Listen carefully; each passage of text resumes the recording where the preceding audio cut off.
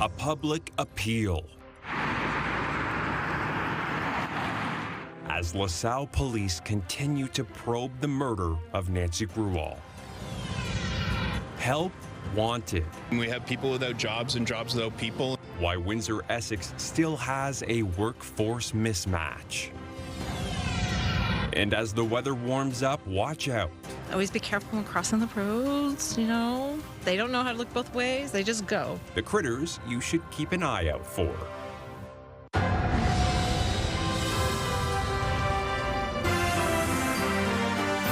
CTV News with Stephanie Mazzotti. Good evening and thank you for joining us on CTV Windsor and AM 800. Stephanie is off. I'm Travis Fortnum. We begin tonight with an update to the murder of a Windsor woman in Lasalle. The OPP's criminal investigation unit is now involved in the case, and authorities are connecting the woodlot and a parking lot to the crime scene just up the street on Todd Lane. Joining me tonight with the details is our Kate Otterbein. Kate, what can you tell us? Travis, police are looking for dash cam or home surveillance footage around the area of Todd Lane and 10th Street.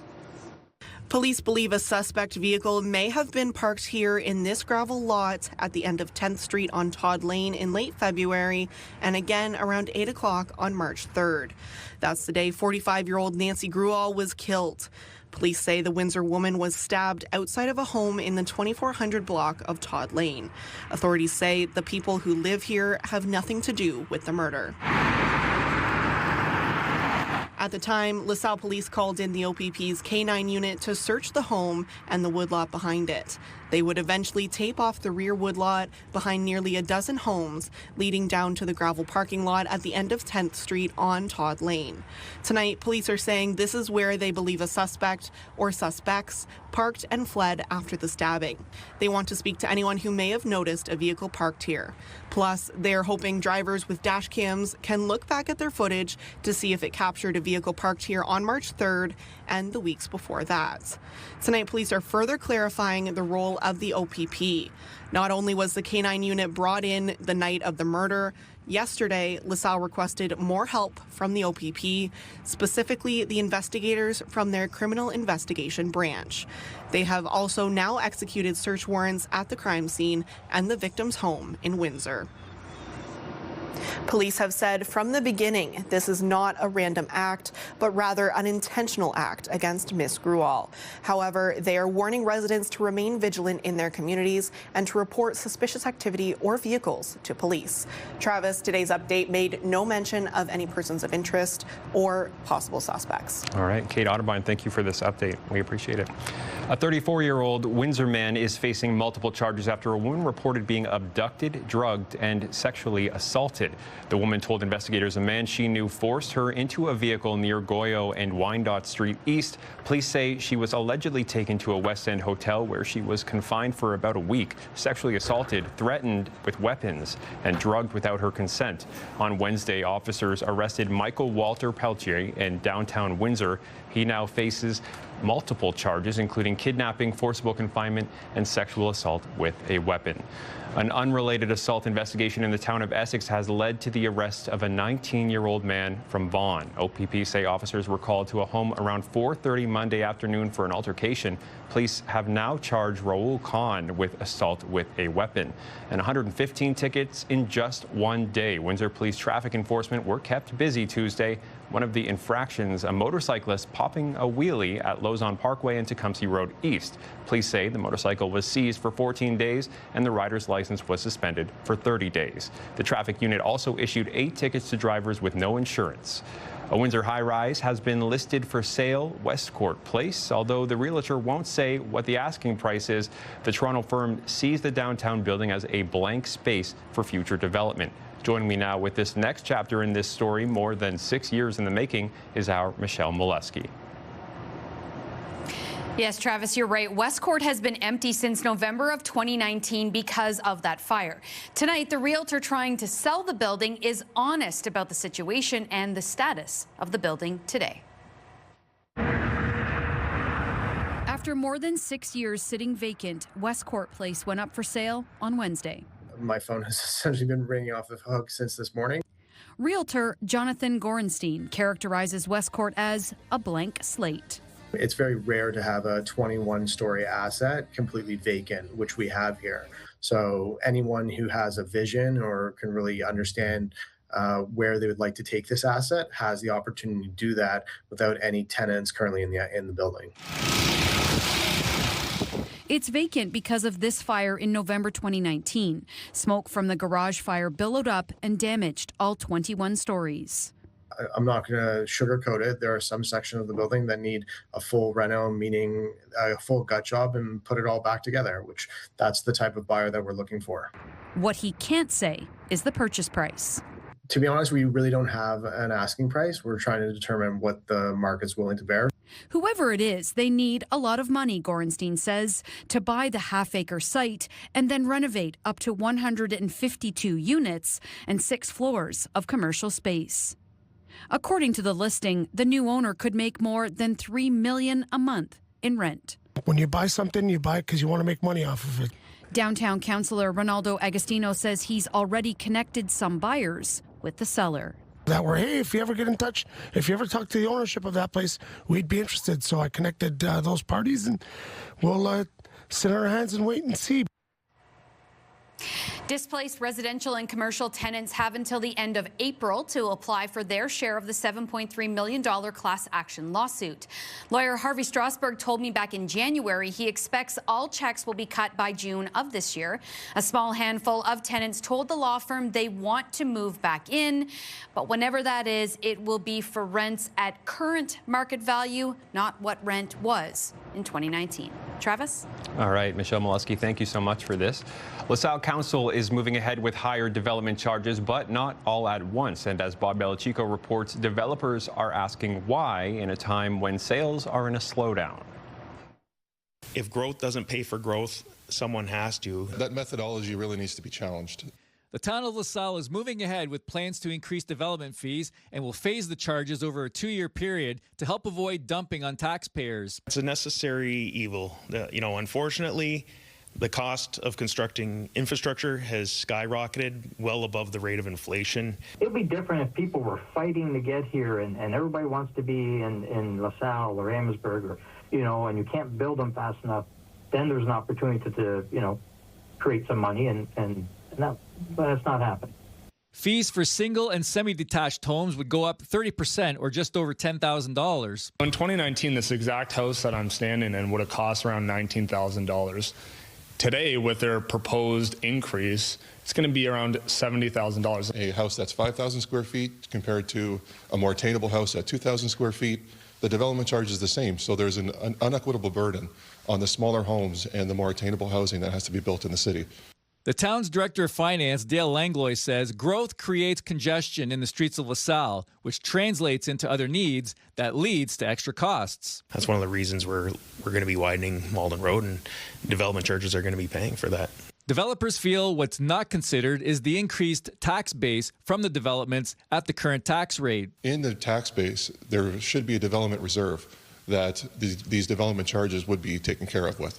With attainable housing being a major topic, developers say higher development fees goes against the agenda. They wonder why housing is getting so expensive. It's because we have to pay out $70,000 approximately before we get a shovel in the ground. Bob Belichico, CTV News. CTV meteorologist Gary Archibald is here with our first look at the weather. Gary, we are keeping it cool through the weekend. Cool indeed. Temperatures fluctuating, very warm recently to much cooler, seasonal right now. A mixture of sun and cloud. It was even sunnier earlier in the day, but it's been pleasant and average for the most part across the region. We're looking at about 5 to 6 degrees within the city limits, partly cloudy, a bit breezy if not windy, and we'll see a relatively quiet night. But a storm that's moving through parts of Wisconsin now with snow and rain. That's the next big ticket item on the forecast trail. We'll likely see some flurries, switching to rain, and then back to flurries as we look ahead to Friday morning, midday, noon, and afternoon. The night and into Saturday morning, cold enough to see it maybe sticking around. I'll break down what you need to know, see if cold is the story through to next week that's coming up. For now, I'll send it back to you at the desk. Thank you, Gary. Some of the spring-like weather we saw earlier this week has brought wildlife out of hiding, with one local rehabilitation center saying they've already treated its first injured turtle of the year. CTV's Chris Campbell joins us now. Chris. Yes, Travis. While temperatures swing between spring-like warmth and winter cold, wildlife rehabilitators say animals are already on the move much earlier than normal, and sometimes with dangerous consequences.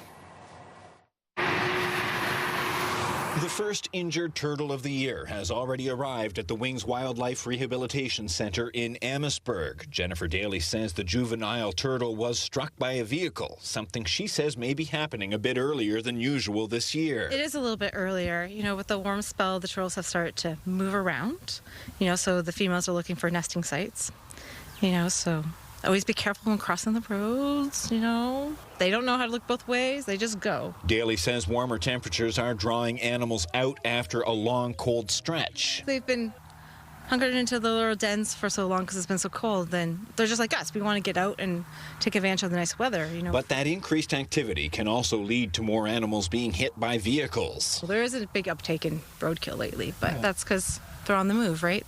It's nice weather, so they're starting to get going. Meteorologists say the dramatic temperature swings Windsor, Essex has been experiencing this time of year are actually quite common. It's very common in southern Ontario, in particular extreme southwestern Ontario, where you're getting closer to those warmer air masses coming up from the U.S. Gulf Coast.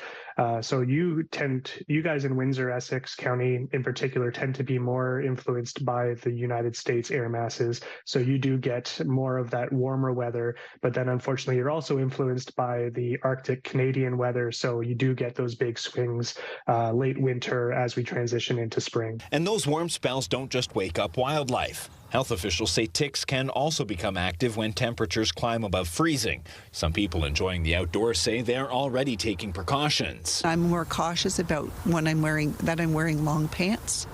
And I'm cautious to check my dog before I put them back in the car. I sometimes don't think about it. I guess when I get home, I take my boots off right away. For wildlife rehabilitators, the changing season means preparing for their busiest months ahead. We're really weather dependent, so if it gets warm quickly, we'll see an uprise in babies early. Daly says drivers should be especially cautious around wetlands and natural areas, particularly at dawn and dusk when animals are most active. Meantime, the Windsor-Essex County Health Unit says the region is considered a risk area for black-legged ticks, which can carry Lyme disease. Travis? Thank you, Chris. That's CTV's Chris Campbell reporting live in studio for us tonight. And that brings us to our question of the day. Do you take any measures to protect yourself from ticks? Go to our website to cast your vote, ctvnewswindsor.ca. Yesterday, we asked if toll rates would impact which border crossing you use. Out of just shy of 700 votes, 76% say yes. The City of Windsor is reminding hockey fans to pay close attention to where they park if they're headed to the Capri Recreation Complex this Saturday. The Windsor Lancers hockey team is hosting the Queen's Cup final against UQTR and expect another packed house like last weekend. The city wrote close to 50 tickets Saturday night when the Lancers beat TMU to advance to the OUA final.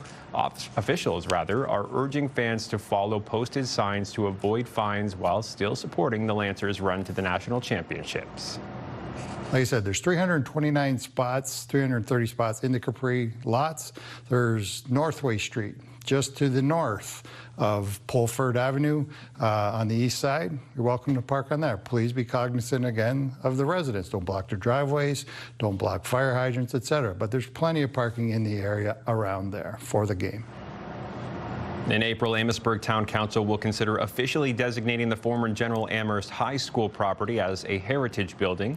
The province has changed rules around heritage sites, requiring buildings listed before 2023 to be considered for full designation by January 1st next year or lose protection for 5 years. At Monday night's council meeting, a report on the property drew opposition from owner Valente Development. The company bought the site in April 2024 and plans to build 2 mixed-use towers with 144 residential units and commercial space. Developer Peter Valente says he wasn't aware of the possible designation when he purchased the property and says it now puts the project at risk. When a site like this becomes locked under heritage designation, redevelopment becomes extremely difficult, expensive, and sometimes impossible. The result is often the worst outcome of all. A building that sits vacant, deteriorates, and contributes nothing to the community around it.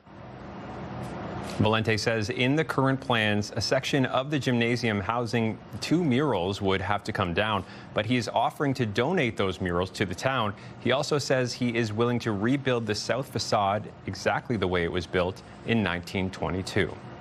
A new report says Windsor Essex is creating more jobs and more full-time ones, but at the same time, the region is still struggling to connect people with those opportunities. CTV's Sanjay Maru joins me now with the details of a community and labor market plan that was just released today. Sanjay?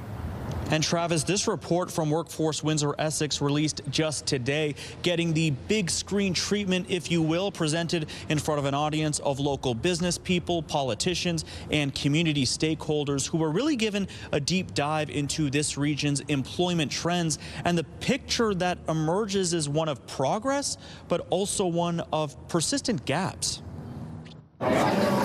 Inside Landmark Cinemas, Workforce Windsor Essex premiered its latest Community and Labor Market Plan, a report tracking how the region's workforce is changing. It shows even with strong job growth, not everyone is connecting with the opportunities available. Officials say about 140,000 people in the region are not actively seeking employment, making it imperative to look at where future workers will come from, especially as immigration and student numbers shift. It's a frustrating recurring theme. We have people without jobs and jobs without people, and that's always a big concern. According to Workforce Windsor Essex, employment in the region has grown 38% since 2011, outpacing population growth over the same period of 25%. It's a sign the local economy is creating jobs faster than the population is expanding. But the report says the bigger challenge now is making sure workers have the skills needed to fill those jobs. The report also looks at the workforce contributions of newcomers who are helping fill jobs across key industries. But integrating their skills into the workforce can take time. One of the biggest gaps that we have,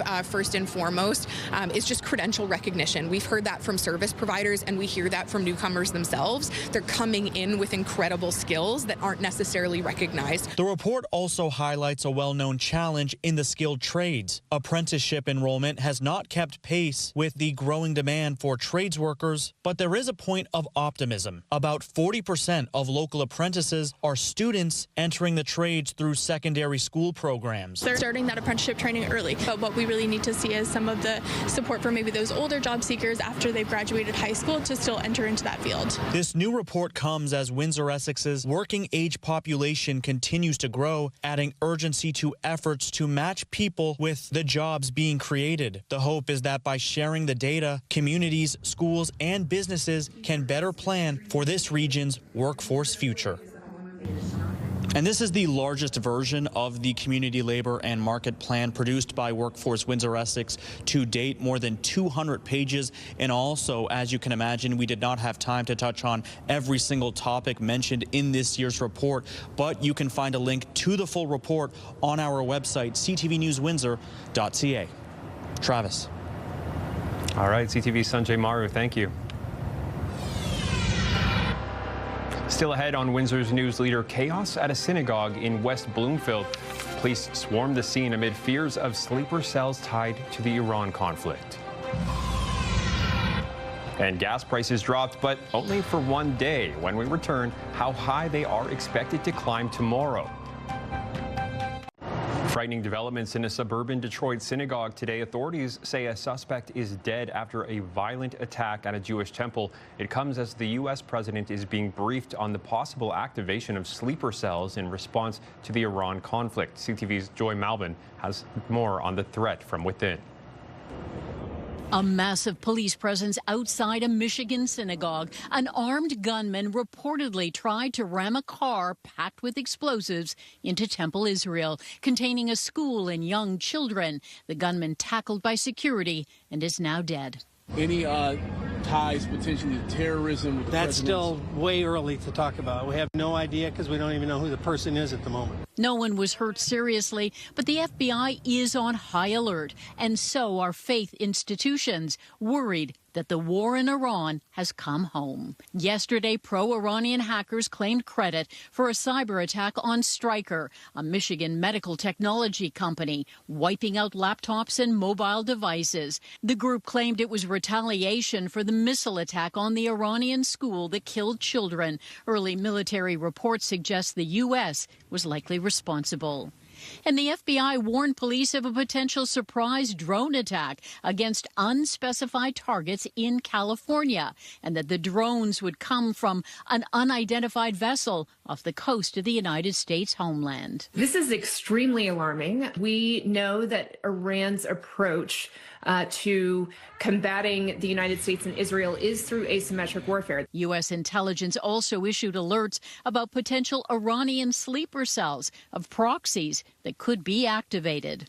Well, without question, we had intelligence that indicated that Iran was in fact establishing these kinds of cells when I was director of the CIA.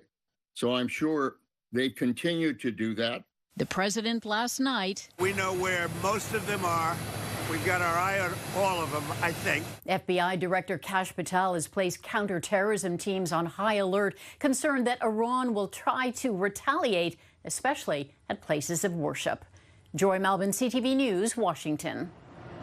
A chilling message purportedly from Iran's new supreme leader is threatening the U.S., its Middle East neighbors, and world energy supplies. Iran targeting tankers and oil facilities and vowing to keep the Strait of Hormuz closed. CTV's Heather Wright has more on the dangerous escalation. An oil tanker off the coast of Iraq bursts into flames, one of two vessels attacked overnight, prompting Iraqi officials to close its oil terminals. Iran has claimed responsibility for attacking one of the ships, saying it had disobeyed and ignored warnings.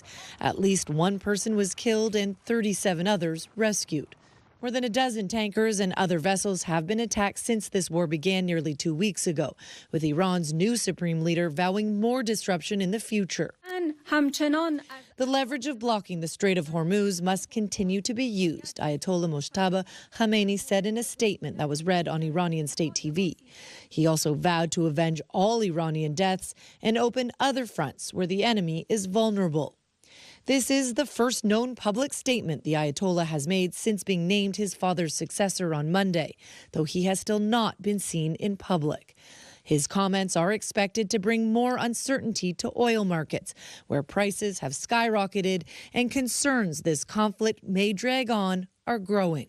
Everyone is pushing their side that it's going to be over quickly, at least from the U.S.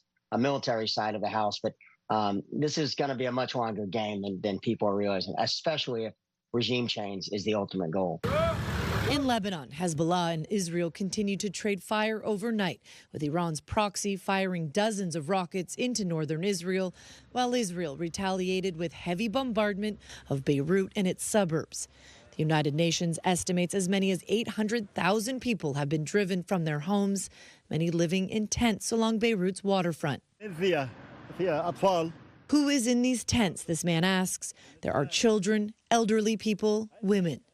There are fears this conflict will spread even further. Here in Turkey, the foreign minister Hakan Fidan hosted his German counterpart, both calling for an immediate end to this war, while also warning against inciting a civil war in Iran. Last week, U.S. President Donald Trump said the United States Navy could be used to escort ships through the Strait of Hormuz, something his energy secretary said today was not possible at this time. Heather Wright, CTV News, Istanbul. Anyone planning to book a flight in coming weeks may see a noticeable increase in prices as the war in the Middle East impacts the cost of jet fuel.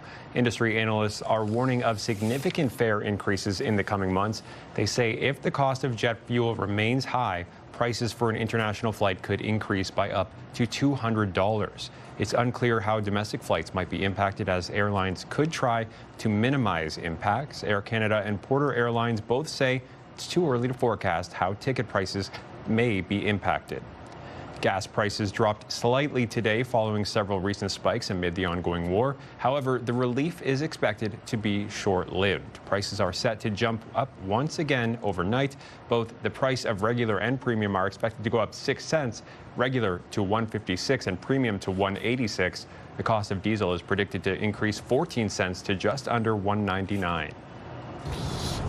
Not too good. It'd be nice to be able to keep that, that extra little bit of money in your pocket right now. It going up so quickly is kind of interesting, right? Like, how can it affect fuel that's already been made already? I do worry that this could go along. The longer it goes on, I worry that it gets worse. And then I would be concerned coming to the pump. Until the Strait of Hormuz, in one way or another, becomes a reopened channel to allow 20% of the world's oil supply to begin safely navigating those channels back and forth on a daily basis, we have a serious, volatile situation in our hands that we need a quick solution to. A new cap on non-sufficient funds fees for banks begins today. The new federal rule means banks are not allowed to charge more than $10 to people who do not have enough money in their accounts to cover a check or pre-authorized charge. The changes also prohibit banks from charging more than one fee over 2 business days for the same account, as well as banning charging the fee when the account shortfall is under $10. The new cap is expected to save Canadians more than $600 million annually.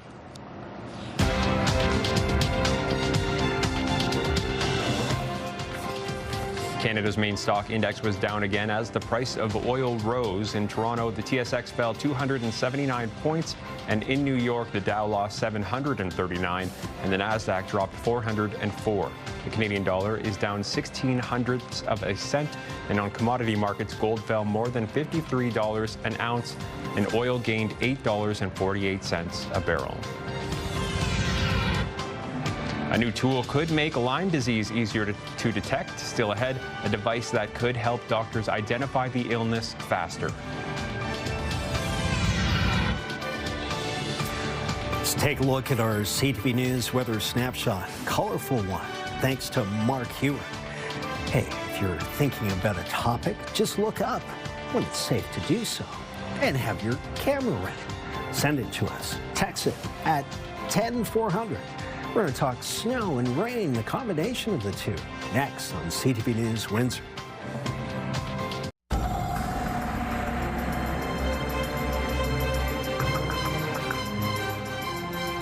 Very blue skies this morning, not so much right now, and Gary is here to tell us what we can expect in terms of our skies for the next few days. Gary. Travis, big break today, right? Beautiful blue sky. Temperatures today were seasonal, so no complaints. It was right where, in line with averages, what we would expect for daytime highs and lows. Reached a high of 6.6 degrees Celsius. And of course, we are hopeful for a continuation of this weather.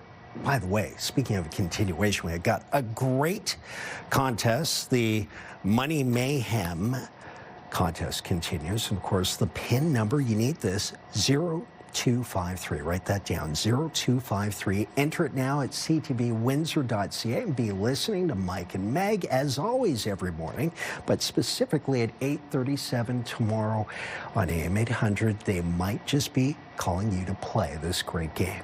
Air quality is good today, clear sky. Beautiful starry morning, and late last night was a great night sky night.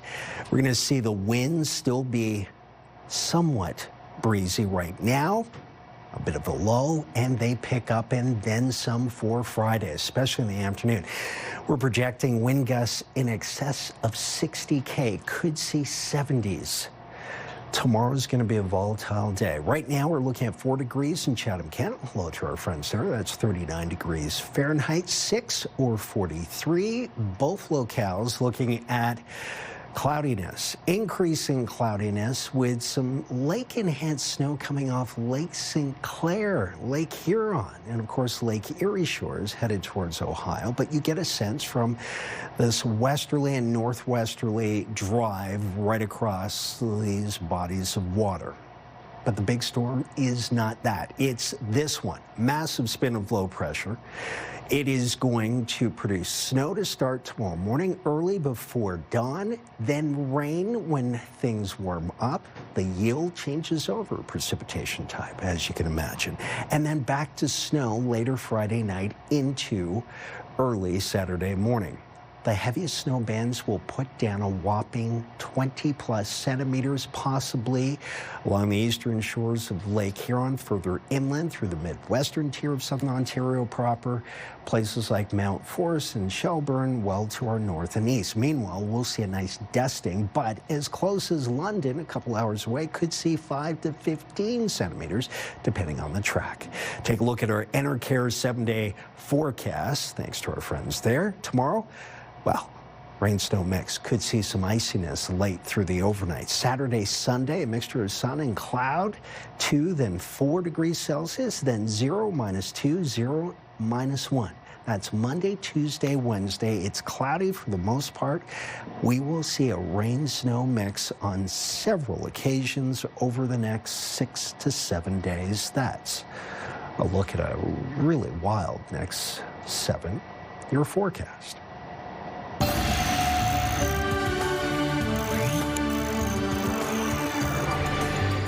In Chatham, Kent, almost 200 students have been suspended from school over missing immunization records, a move meant to prevent outbreaks of dangerous diseases. CTV's Brian Bicknell reports. A public health measure to keep children from contracting or spreading dangerous diseases.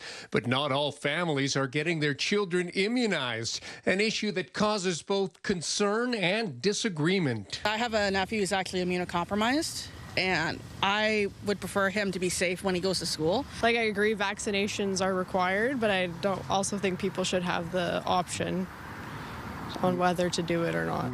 We need them in order to, lessen the impact of different diseases that are communicable, that are, prevalent in schools, in the community. Parents are required under provincial law to report immunizations or valid exemptions for tetanus, diphtheria, pertussis or whooping cough, polio, measles, mumps, rubella, meningococcal, and varicella or chickenpox. People that cannot be protected against the illness because they can't get vaccinated would be very vulnerable. So we want to ensure that those people are protected as well. The new data follows last year's resurgence of measles across the country, a disease that had essentially been wiped out in Canada. According to the federal government health and info base, in 2025, there were more than 5,000 reported cases of measles in Canada. So why so many children without up-to-date immunizations? Health officials cite a number of factors, including busy lifestyles, religious beliefs, and vaccine hesitancy. Let the kids go, learn, need to do what they need to do, and just let's hope that the parents could actually make, a good decision for their kids. School boards say they're working closely with health units to meet immunization requirements and with families to help support compliance. In Sarnia, Brian Bicknell, CTV News. Researchers at the University of Guelph say they're developing a new device to help better detect Lyme disease in patients. Pauline Chan has more on their project and why the disease has been so tricky to identify in the past. Diagnosing Lyme disease has been a challenge for decades. It's easy if you spot the telltale bullseye rash in the earliest stages of infection, but others will have to rely on a two-tier diagnostic test after other illnesses have been ruled out. What that basically means is that it's looking at the patient's immune response for evidence that it's seen the pathogen. So it doesn't detect the Lyme bacteria, only whether your immune system has ever reacted to it. If the bacteria has not been in your system long enough for an immune response, you'll get a false negative. And if you had Lyme long ago, but then had another more recent infection, the test is also useless.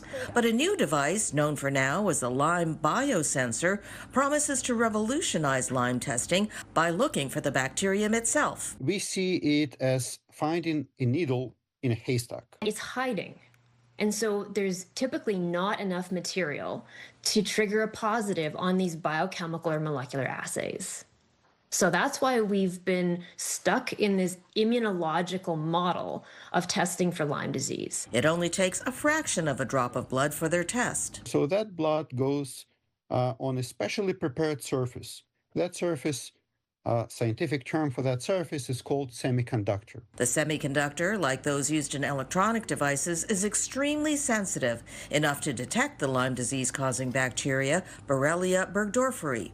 The sensor is the product of an absolutely brilliant platform. The biosensing device itself was developed by Dr. Gil Shalev at Ben-Gurion University. I have a tremendous sense of optimism with this test.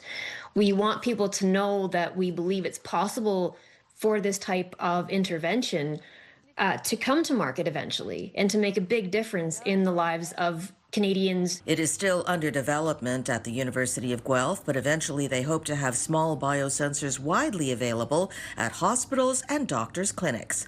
Pauline Chan, CTV News.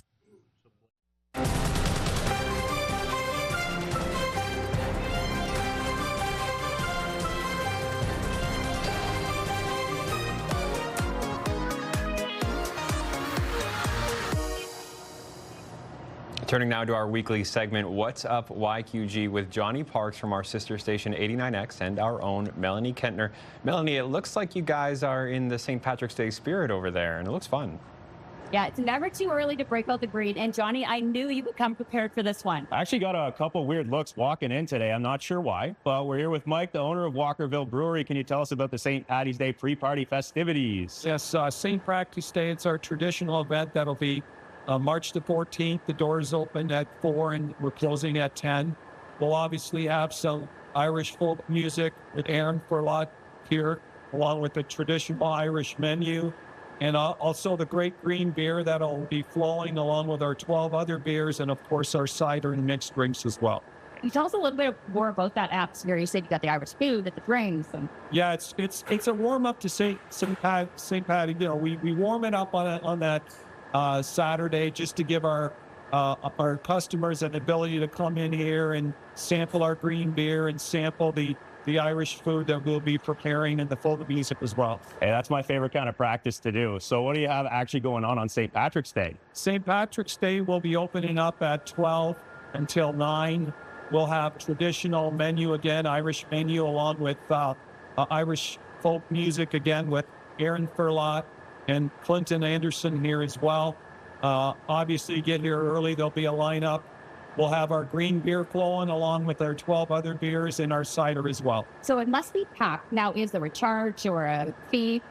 Everything's free of charge here at the brewery. There's no getting, a lot of other establishments obviously wanted money to get at the establishment. We obviously value our customers, so there's no charge. That's why we usually go to you guys for St. Paddy's Day. What time do you think I should get here if I want to get in?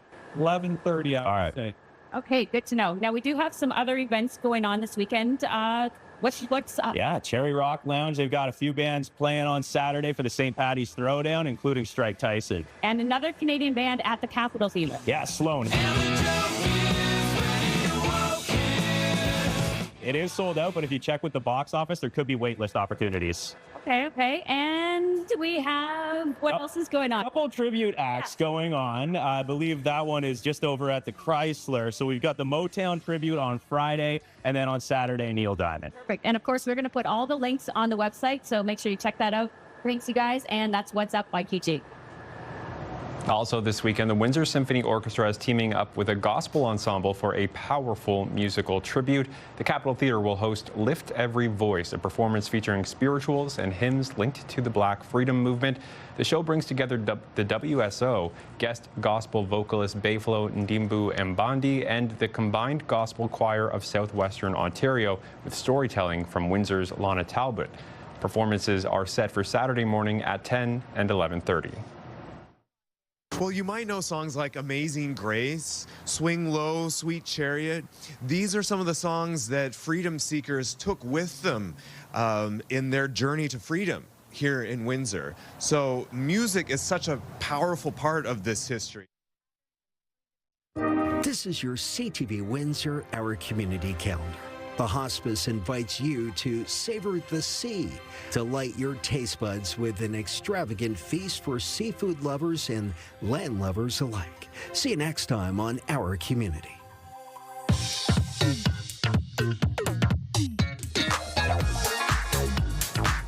It's time to check in on what's happening now with the one and only Kate Ottervine. Kate, we are circling back to the listing for Westcourt Place. Yes, as Michelle told us, Westcourt Place was listed for sale in the last day, and the realtor says he's surprised by the number of responses already, especially given this isn't a typical listing where anyone can walk through. Interested buyers have to sign a waiver that they won't divulge what the building looks like before they're allowed for a walkthrough inside. We'll take them on a tour if we believe that they're qualified and they have the resources to close this size of deal. And then we'll essentially walk them through the asset, show them all the ins and outs, and then we'll essentially set up a bid date where all of those potential buyers can submit an offer. You'll find a link to the Westcourt Place listing on our website, ctvnewswindsor.ca. And for people looking for a fun way to get around this summer, and a sign of the times, really, a sign of the seasons, bird scooters are back. Yes, let the wind blow through your hair on a scooter with a helmet, of course, because safety first. Bird scooters are back in the city for the 5th year. Rentals kicked off today, in Windsor and Tecumseh, with 450 scooters and 100 e-bikes in the area. Bird launched the rentals in 2021 and have been very successful, with ridership still growing. More about the scooters and all your local news updates anytime are online. And in our social spotlight tonight, imagine the salad is ready, a cheese pizza is on the way for the kids, only to find an empty box on the porch. Maggie the golden retriever decided to eat her neighbor's pizza, stealthily gobbling it up. You can see Lauren, the original video poster, coming out onto the porch saying hi to Maggie and wondering just where the pizza went. But here's the best part. There's only one pizza from me. Lauren's youngest daughter comes outside, finds the one remaining piece, and claims it for herself, obviously. Then Maggie takes off after committing the theft. But don't worry, Lauren did tell me she ordered another pizza because her kids did not just want salad for supper. That is so funny. I love that little girl claimed the one remaining piece for herself. She said, I don't know what you guys are doing for supper, but there's only one piece here and it's mine. So. You can have salad. Exactly. Maggie and I are going to go hang out with the pizza. That's the other funny thing is they come outside and see their neighbor's dog and they seem concerned, like, oh, shouldn't you be at home? Meanwhile, the dog just ate their entire pizza. Yes, but the dog's innocent. Oh, I'm really? her lawyer. Oh, yes. okay. Yes. Okay, so you'll be representing her in court. I will. Great. Say somebody does have some cool doorbell video like that, something funny happening in our neck of the woods. How can they get it to us? Please send it. We want to see it. You can email it to newsnow@bellmedia.ca or text it to 10400. Perfect, and that's what's happening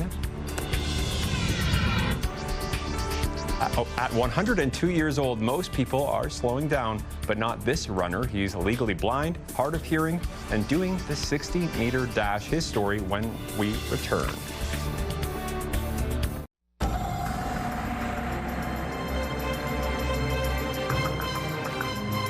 Couple more clouds in that one than the one we saw earlier, but I mean, the skies are going to look quite different this weekend, I understand. Yeah, I agree. A beautiful morning, right? Yep. Seasonal temperatures, +5 to 6. That's what we would expect at this time of the year, ladies and gentlemen. Tomorrow will be a seasonal day temperature-wise, but we're going to look at a rain-snow mix. Snow to start early in the morning, switching over to rain through the midday, afternoon, a bit of a mix of the two. The evening snow again into perhaps the wee early morning hours of Saturday. Saturday's not a lost cause, but colder, 2 degrees, mixture of sun and cloud through the afternoon. Might see a mix of rain and snow Sunday, Monday, Tuesday, early Wednesday.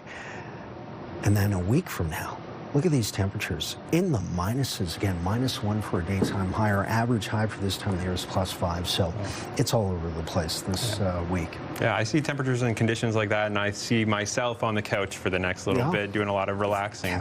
But I guess I have no excuse because an Ontario man is taking the idea of being an active senior to the next level. He's a multi-sport athlete, still competing, get this, at 102 years old. CTV's Andrea Case has his story. The 60-meter dash at the Canadian Masters Championships. And they're off. 40 seconds later, and the last to cross the finish line was Atar Singh Sikon. Not bad for an old man. How old? Sikon is 102. Through his son, Jokinder Singh Sikon, Atar says he's feeling very good today. Legally blind and hard of hearing, Joginder is by his side as a precaution. He had a busy weekend. In addition to the shot put, he took on the 50-meter and 200-meter race, winning each in his age group at a competition for athletes over the age of 35. But at his age, he's the only one in the 100 to 104 category. Sikon moved to Canada in 1988 at the age of 64 and began exercising in his 70s to stay in shape. But he didn't start competing until 2017 at the age of 94. He hopes he lives more longer. So long he lives, he will keep doing all these athletic activities. As a Sikh, Attar says if he is reincarnated, he hopes to return as an even better athlete. It's easier to raise strong and positive kids than to repair broken adults. If I can do at 102, why not other levels of age people can do these things? Andrea Case, CTV News. Incredibly inspiring. Wow. Yeah, a proud son there. Yeah. Wow. 102 looks pretty good. He's more active than me, probably, honestly. So too. Can't say anything about that. On behalf of our dedicated team here at CTV News Windsor, thank you for watching. For updates throughout the evening, go to ctvnewswindsor.ca. I got to start running. Yeah, me too. Gary and I will be back after our run with your only late local newscast at 11. All right, let's go.